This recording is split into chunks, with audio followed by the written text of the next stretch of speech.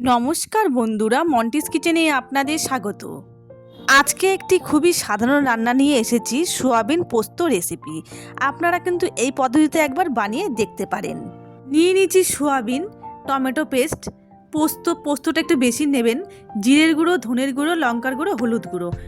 এবার সোয়াবিনটাকে ভিজিয়ে রাখবো। নিয়ে নিচ্ছি একটু উষ্ণ উষ্ণ গরম জল, 5 মিনিট ভিজিয়ে রেখে দিয়েছি। ব্যাস হয়ে গেছে। এবার ভালো করে হাত দিয়ে চিপে জলটাকে বের করে নেব। যদি শুকনো শুকনো থাকে দেখবেন, জল না থাকে।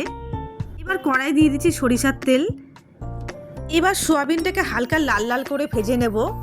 একটু ভেজেই ব্যবহার করবেন, কাঁচা ব্যবহার করবেন না, নাহলে খেতে কিন্তু ভালো লাগবে না। দিয়ে দেবো পরিমাণ মতো নুন আর হলুদ। ভাজা হয়ে গেছে, উঠিয়ে নেব। এবার ওই কড়াইয়ের মধ্যে দিয়ে দেবো আবার সরিষার তেল। এবার দিয়ে দেবো টমেটো পেস্ট। এবার হালকা একটু নাড়াচাড়া করে নেব। এবার দিয়ে দেব ধনের গুঁড়ো, জিরের গুঁড়ো, লঙ্কার গুঁড়ো, হলুদ গুঁড়ো, পরিমাণ মতো নুন আর সামান্য একটু চিনি। ভালো করে একটু কষিয়ে নেব। আপনারা কিন্তু এই রেসিপিটা রুটি বা পোলাওর সাথেও খেতে পারেন, ভালোই লাগবে খেতে।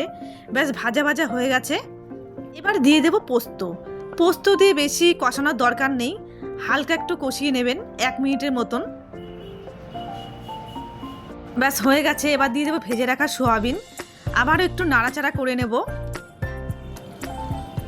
এবার দিয়ে দেবো পরিমাণ মতন জল।